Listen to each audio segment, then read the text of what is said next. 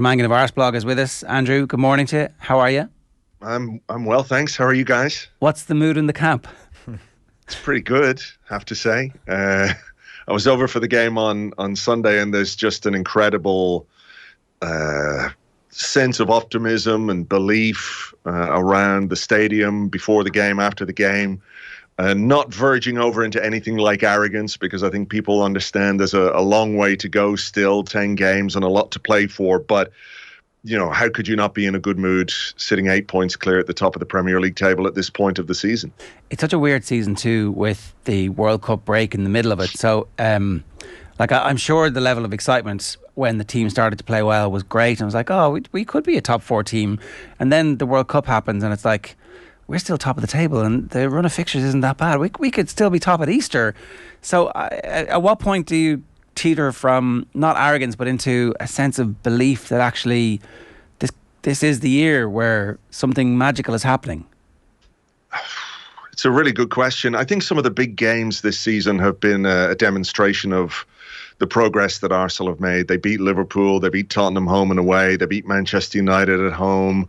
You know, the results that in previous seasons might just have gone against Arsenal have gone with us. And post World Cup, I think the big worry was how are we going to cope without Gabriel Jesus, because he was so important and so transformative, and was that injury going to have a significant effect on the team and its ability to get results?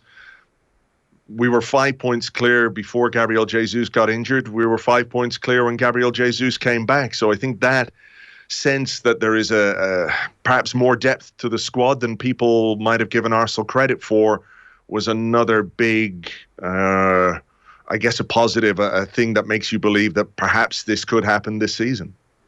The transfer dealings have been absolutely brilliant, particularly from the end of last season to this point. The two Premier League winners who come in, Jesus, obviously, and Zinchenko. But then in the January window, to pick up the players they did in the manner they did, where they're kind of like massively undervalued by their current club for whatever reason. One's a falling out, one is because there's 6 million players at Chelsea.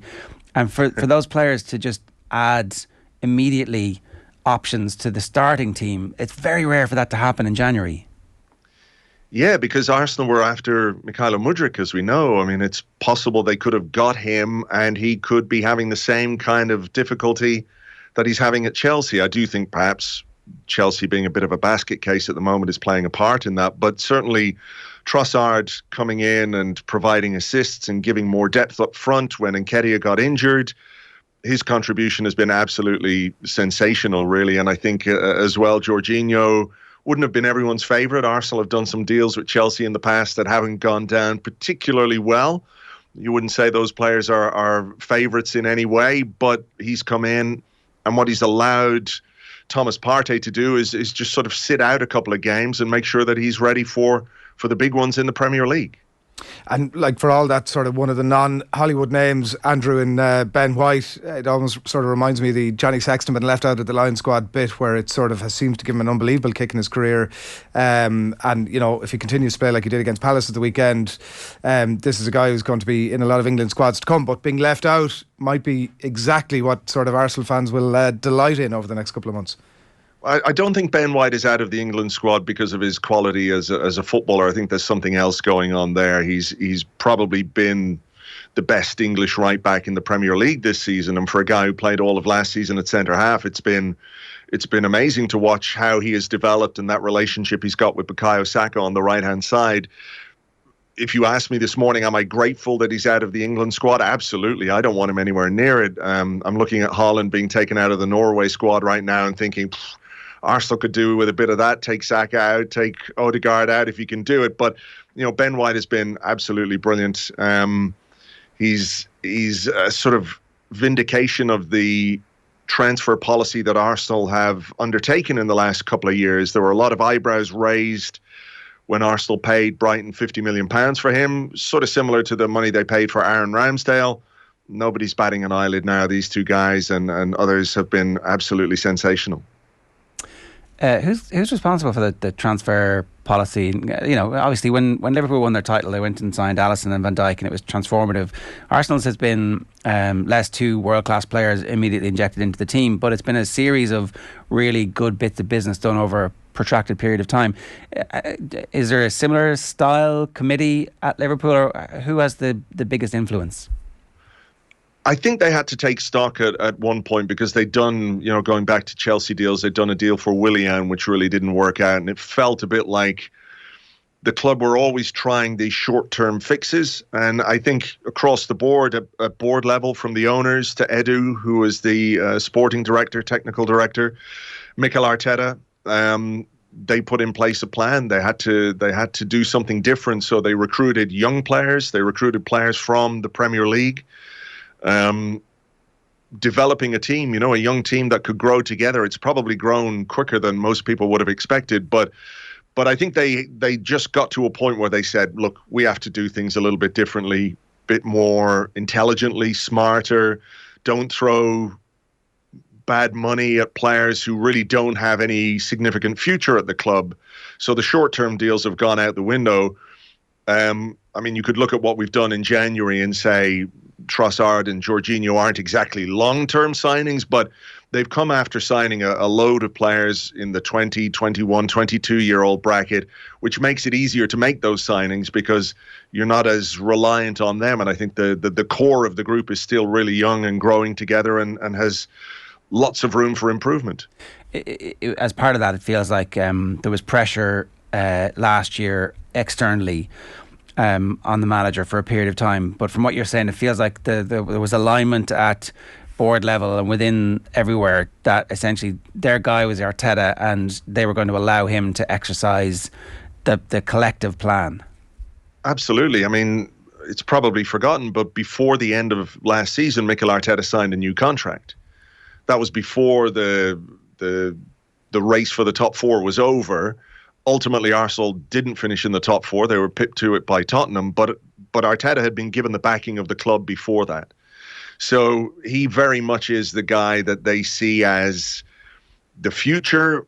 He's done an incredible job since he came in. There have been ups and downs, of course, but when you consider everything Arsenal as a club have been through over the last number of years with the end of Arsene Wenger, Unai Emery, all of that, the club, it's like night and day now. Night and day. The difference in how people feel about the way the club is run is just off the charts.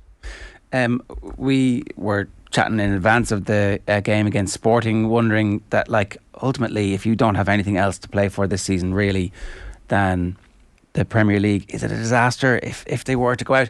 Maybe the manner in which they went out is going to leave a very sour taste. And I know as an Arsenal fan, you're like, I want my trophies, give me my trophies. But at the same time, if you're cold and calculating as the manager, you're going, okay, 10 games. If we just perform at the level we know we're capable of, we're actually going to be champions at the end of the season. I can only speak for myself. There were Europa League exits which were more painful than this one. It has to be said, because that was basically the be-all and end-all of the season. The Europa League was a chance for a trophy, a European trophy.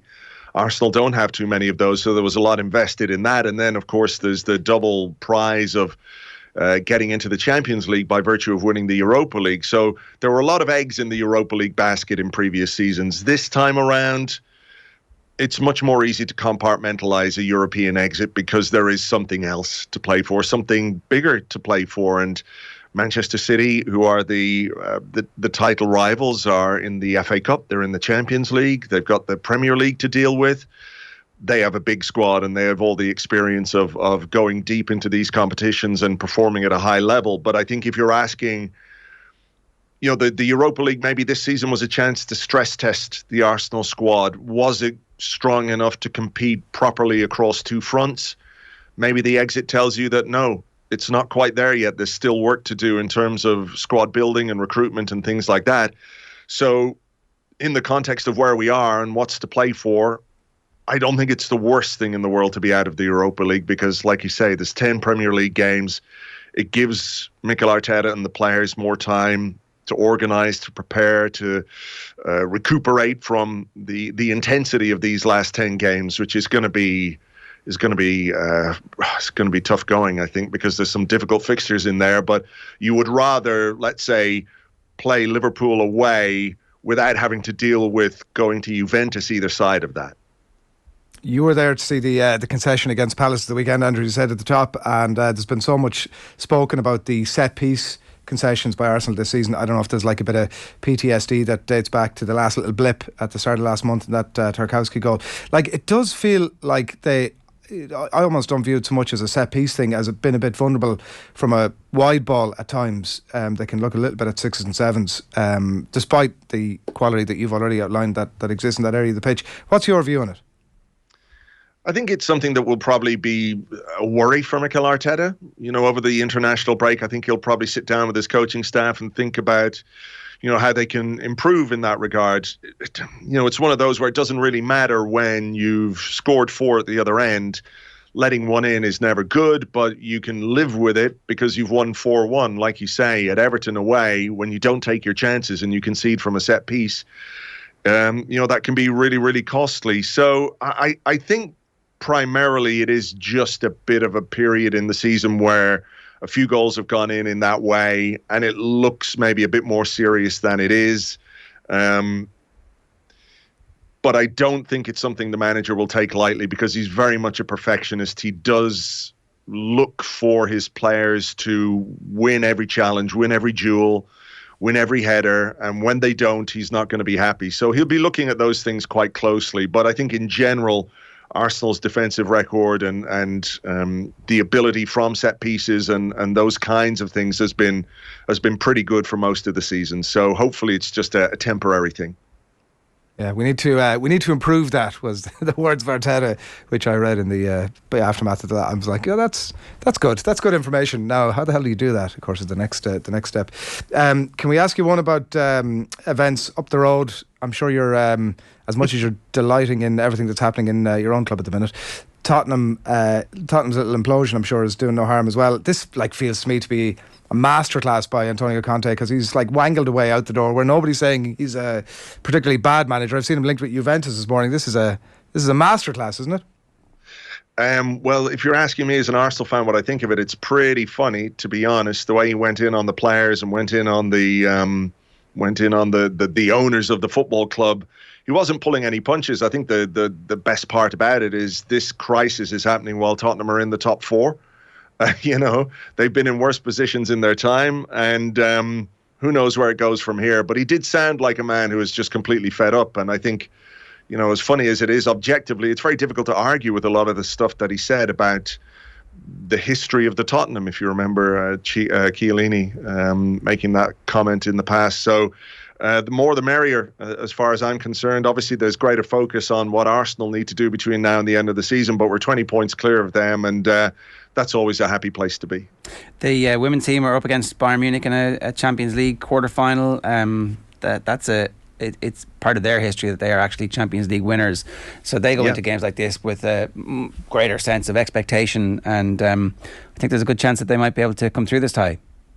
Hopefully. I mean, obviously the loss of Beth Mead and Vivian Miedema, you know, is a real blow to any team to lose 2 players of that caliber and that quality. But there is a real belief within this squad. There's a good togetherness. The manager is doing a good job, and they're in action tonight. Fingers crossed. You know, they can bring home another European trophy. Like I said, Arsenal's for its history and everything else, the record in Europe isn't as good as it should be. So if the women can add to the trophy collection, then that'd be great. Andrew, good stuff. Thanks a million for joining us. Cheers. Cheers, guys. It's Andrew Mangan of Arseblog there, giving us his thoughts this morning on, as I said, the unstoppable juggernaut of Arsenal.